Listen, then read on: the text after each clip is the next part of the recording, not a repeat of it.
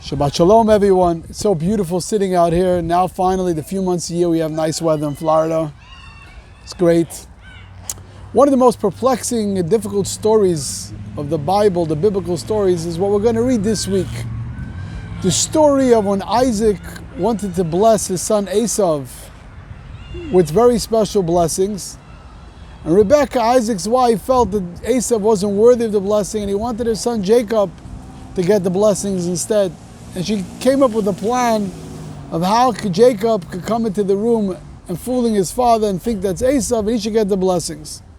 Without getting into all the details of the story, eventually the plan works. Jacob goes in, gets the blessing. Isaac thinks that it's really Esav and he gets the blessing instead. When Esav walks in and realizes that Jacob stole the blessing that was supposed to come his way, he got so angry, he started crying and screaming. And then he said, and I quote, and then he said that but the morning period of my father come, and I will kill my brother Jacob. That's what it says in the Bible. And then it says, when the words of her older son Esav were reported to Rebekah, she sent her younger son Jacob and said to him, and listen to this, your brother Esav is consoling himself by planning to kill you. Now my son, listen to me. Flee at once to Haran, to my brother Lavan. Now listen to these words. Stay with him a while until your brother's fury subsides. Then she continues, until your brother's anger subsides from you and he forgets what you have done to him, and then I'll fetch you. So the rabbis ask a question, why the redundancy? She says, stay with him a while until your brother's fury subsides, and then she continues, until your brother's anger subsides from you. Why does she repeat almost an identical phrase, until your brother's fury subsides from you? And what's the mean from you? What's going on here? My dear friends, there's a very, very, very important lesson here for us. Rebecca is saying something to her beloved son Jacob, which is both shocking and revolutionary. What she's saying is stay with him, love him, while until your brother's fury subsides, until your brother's anger subsides from you. What is she telling him? How will you know that your brother's rage subsided? There's not WhatsApp days, social media days. They're living in other different parts of the world. She says, how are you going to know when your brother's fury subsides?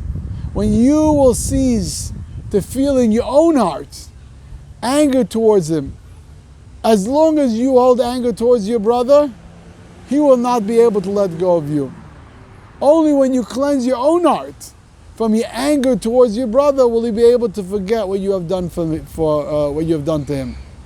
There's a famous saying in Mishlei, Kamayim aponim, kain leiv adam.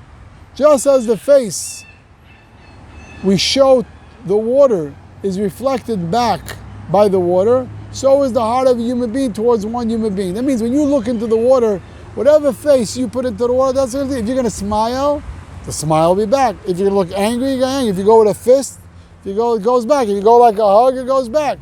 Whatever you do to the water, that's going to be back to you. The metaphor of Proverbs is precise.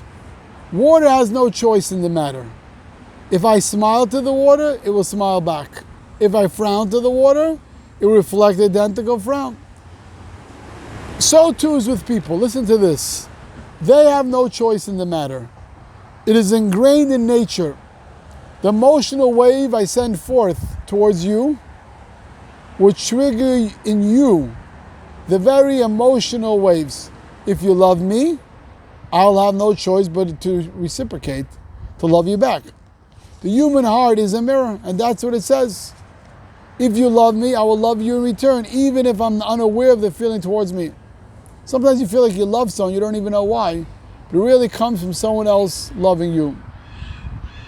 And that is something that we really need to take into account. You know, there's a story of this man, poor man, he was never in a hotel in his life, he lived in the woods his whole life. One day someone gave him a few dollars and says, why don't you go to a hotel, stay in a hotel and enjoy it? So he goes to the hotel, pays for the room, he gives him money to go to, goes into the room. He never saw a mirror before. And he's standing there and says, oh my God, I see another person in the room with me. And look at him. He looks so ugly, torn clothes, and he has a sad face, and he looks angry. And I tell him, go away. And as soon as I raise my hand to go away, he also raises his hand. As soon as I'm about to hit him, he raises his hand to try to hit me. As soon as I start screaming and pointing my finger, he points his finger at me. So he runs down to the lobby. Says, what kind of room did you give me? I have a person in the room with me, so obnoxious. And he's screaming at me when I scream at him. So the manager understood what's happening. He knew he was never in a hotel. He goes into the room and says, I want to show you something. It's not exactly what you think it is. Watch this. If you're going to smile to this person, you're going to see he's going to smile back to you. And if you're going to show a hug to him, he's going to hug back to you. And this is really a metaphor of life. And this is, my dear friends, especially true in close relationships. When I'm experiencing a certain blockage in my relationship, I can't always blame the other. I have to look into myself. If I can cleanse my own heart from fury, hate, and resentment, I can often generate these very feelings in my spouse towards me. There obviously are exceptions. If one of the marriage partners is suffering from mental illness, or a personality disorder, or terrible trauma, that may not be able to reciprocate your emotions because the mirror sometimes is too broken and fragmented. But in general, if you're going into a relationship with core fears and trauma, then we can be sure that those fears will be triggered and brought to the surface. How we show up in those moments will determine if we learn the lesson in trying to teach us that we can break free from old patterns based in fear. And I know it happened to me in my personal life. Let's say I'm upset about a person in my family or someone that I know, and I have a certain feeling the way I look at that person. And then the relationship is very tense. And then I get a different perspective on the story, and then I'm not upset at the person. And then later when I meet this person, I realize that person's not upset at me anymore. Why? Because my perspective changed, and my feelings towards that person changed, then that person feels the same with me. So relationships are God's assignment to help us grow. Many times we align with someone who challenges us by triggering our unhealed wounds, making us act from a fearful patterns of communication that create separation rather than connection. We come to understand ourselves best through our relationships with other people. We can only be triggered by something we have experienced ourselves. You ever see you get upset about certain things? It's not really that person, it's really something that's going on within yourself. The traits we tend to dislike in others are usually the traits we do not like about ourselves. We then tend to judge and criticize these characteristics. When certain characteristics in someone's personality trigger a negative reaction from you, it is often a mirror of you. And there's something within you that is coming up because it is ready to be healed. Every person we meet in life is showing up at the perfect time in our life to reflect something we need to heal within ourselves. Now, I once heard this story in the city of Haifa, or maybe it was another city in Israel, right next to the shul, a guy opened his business on Shabbos, and the people walked by there, and he felt very hurt that on Shabbos this person opens his store, and he stands right in front and showing people he doesn't care about Shabbos. And it was really bothering the members what kind of bad person this person is. So the rabbi of the synagogue went to his Rebbe, the Divisional Rebbe, and said, what should I do? This is his problem. Every Shabbos this person brings those negative feelings to everyone in the synagogue. What should I do? So I'll tell you what to do. Do you ever tell the person you love him?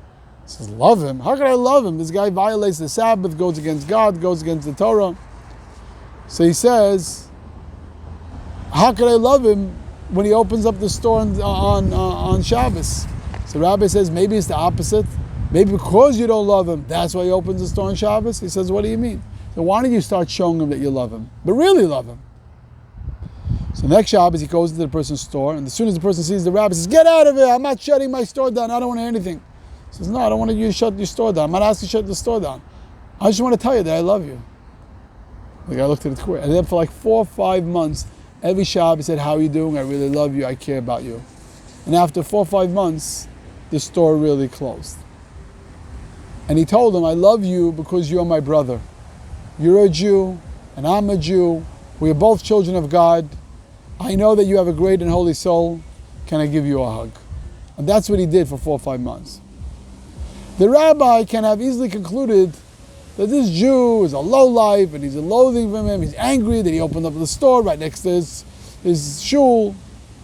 In his mind, it would have been self-righteous hate. He might have never entertained the idea that his hate was not the result, but the cause of the problem. So, the next time you want to change your wife, your husband, your child, your siblings, or your friends, try to look deep into yourself and find your love, wholesomeness, purity, and serenity, and they will reflect it right back to you. Shabbat Shalom.